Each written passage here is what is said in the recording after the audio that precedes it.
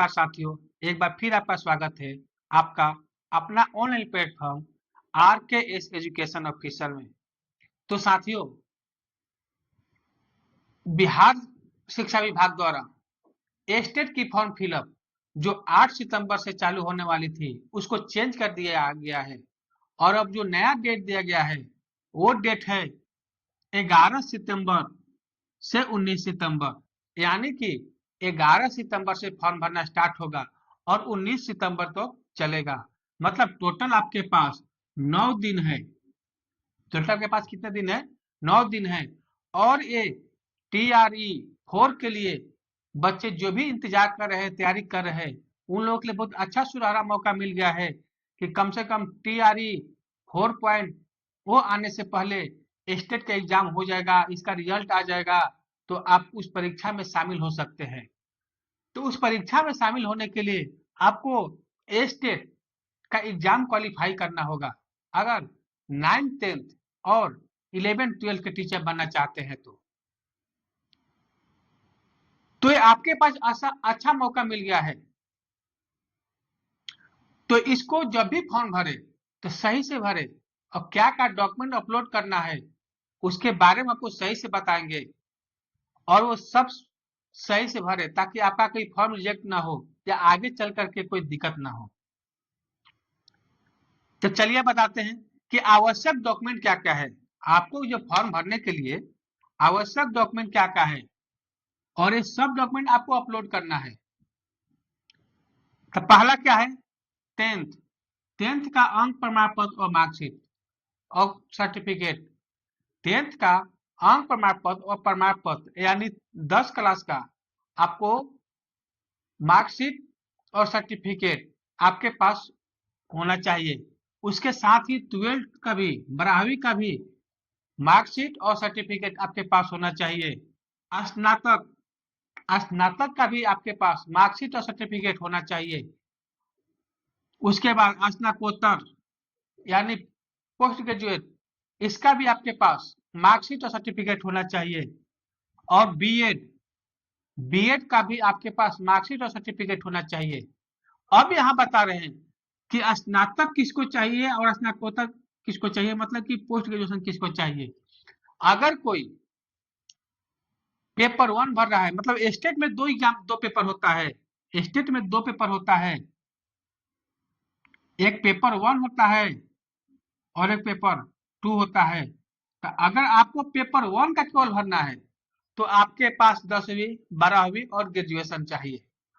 और ग्रेजुएशन आप जिस सब्जेक्ट से भर रहे हैं उसी सब्जेक्ट से होना चाहिए जिस सब्जेक्ट के आप स्टेट के लिए भर रहे हैं।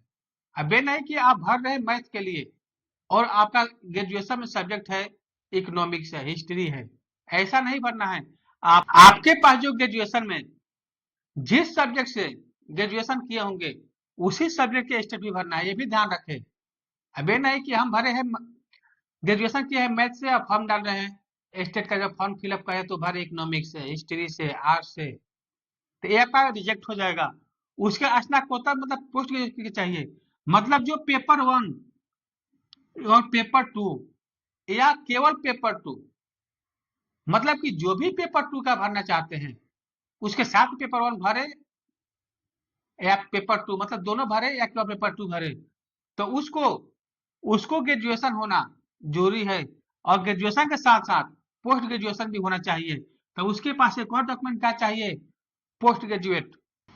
तो ये तो हो गया कि आपके पास क्वालिफिकेशन क्या चाहिए। उसके साथ ही आपको बीएड भी पास होना चाहिए और बीएड का अंक प्रमाण पत्र और प्रमाण पत्र यानी कि मार्कशीट और सर्टिफिकेट दोनों लगेगा। उसके बाद अन्य शैक्षणिक योग्यता, अगर आपके पास अन्य कोई डिग्री है तो दे सकते। ये जरूरी नहीं है कि सबको देना है, जिसके पास होगा वो देंगे, जिसके पास नहीं होगा नहीं देंगे, वो आपके ऊपर है। आप और कोई डालना चाहते हैं तो डाल सकते हैं। जैसे किसी के पास कंप्यूटर का डिग्री है, कंप्यूटर से पीजीडी से कर चुके हैं, तो उसको डालने का मन डाल सकते हैं, नहीं डालने का मन नहीं भी डाल सकते हैं। उसके बाद अगला क्या है? आवासीय प्रमाण पत्र।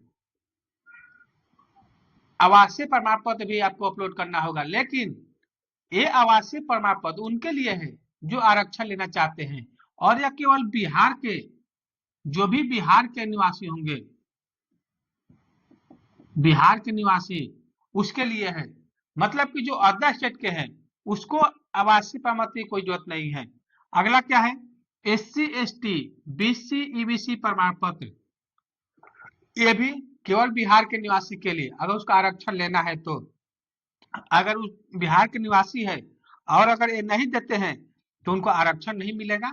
मतलब उनको जनरल कोटे से, जनरल का जो भी पासिंग मार्क होगा उतना पासिंग मार्क लाना होगा।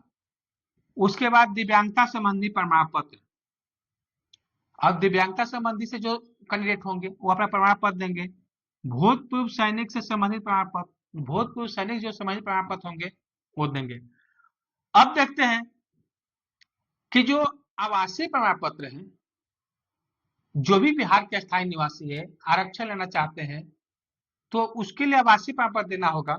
और आवासीय प्रमाण पत्र बनाते समय खास करके जितने भी महिलाएं हैं और वो बिहार की निवासी है और आरक्षण लेना चाहती है तो ध्यान दे कि अपना आवासीय प्रमाण पत्र पिता के यहाँ से बनवाए, पिता के नाम से, नाम और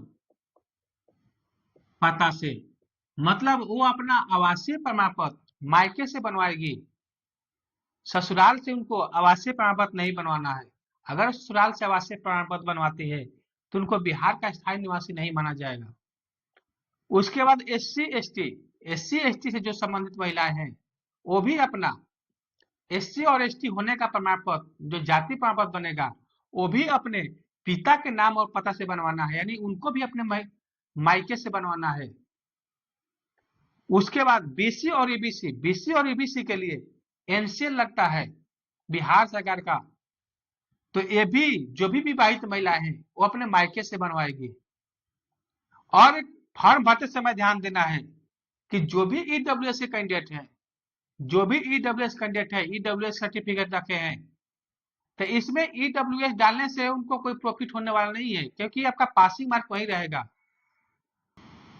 तो ऐसे में जो भी EWS कैंडिडेट है वो फॉर्म फिलअप करते समय वो जनरल चूज करेंगे, मतलब कि जनरल का ऑप्शन चूज करेंगे। बहुत से EWS कैंडिडेट क्या करते हैं कि BC और EBC, BC को सोचते हैं कि पिछड़ा वर्ग है, BC OBC वाले को हो गया, NC वाले को हो गया, तो वो क्या चूज कर लेते हैं, EBC चूज कर लेते हैं। तो ऐसे में EBC के माध्यम तो पास हो जाएंगे, लेकिन बाद में क्या पता चलेगा कि तो EBC है ही नहीं, वो तो EWS है। तो ऐसे में अगर वो जनरल का कट ऑफ पार नहीं करते हैं, पासिंग मार्क पार नहीं करते हैं, तो उसका सर्टिफिकेट कैंसिल कर दिया जाएगा।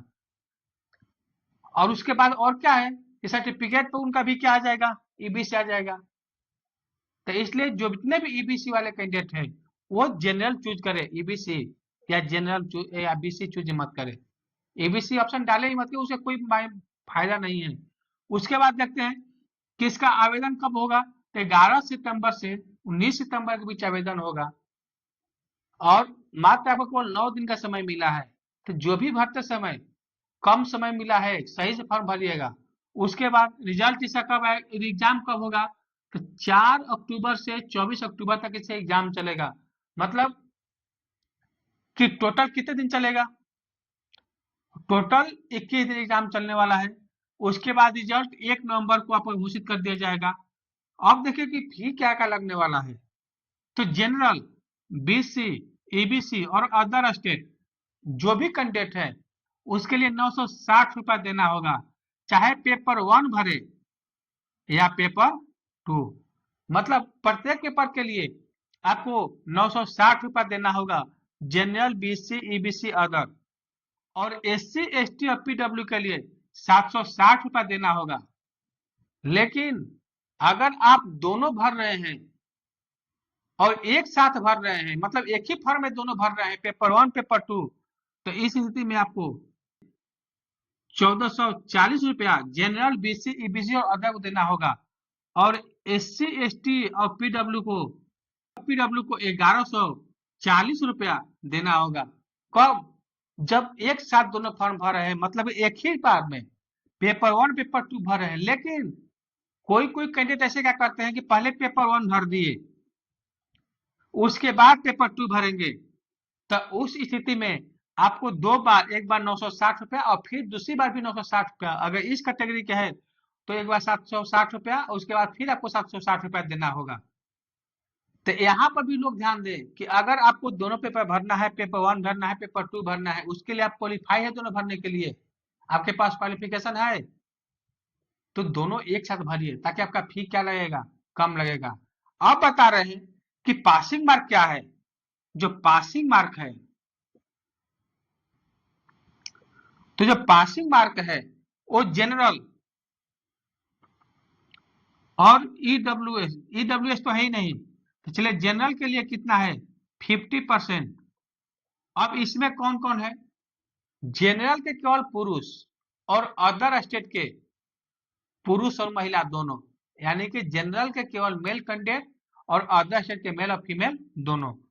उसके बाद बीसी को 45.5% ओनली मेल, क्या है, ओनली मेल। उसके बाद ईबीसी को 42.5% ओनली मेल, इसमें भी ओनली मेल है, इसमें भी ओनली मेल है, इसमें भी ओनली मेल है, मतलब केवल पुरुष के लिए। लेकिन अगर अदर स्टेट वाले आते हैं तो जनरल में काउंट होंगे, उनके लिए मेल हो या फीमेल दोनों के लिए 50% रहेगा। उसके बाद एससी, एसटी और फीमेल, ऑल कैटेगरी, फीमेल कोई भी कैटेगरी की हो, केवल अदर स्टेट को छोड़ के, तो उसके लिए पासिंग मार्क 40% है। लेकिन इसका में आपको आरक्षण लेने के लिए ये आवासीय प्रमाण पत्र, ये आवासीय प्रमाण पत्र और अपना कास्ट सर्टिफिकेट देना होगा, तब आपको इस कैटेगरी के अनुसार आपको पासिंग मार्क मिलेगा। आज के लिए इतना ही, फिर आगे आपको सब्जेक्ट कॉम्बिनेशन के बारे में बताएंगे कि आपका सब्जेक्ट क्या है, तो आप फॉर्म भरते समय किस सब्जेक्ट का चूज करेंगे।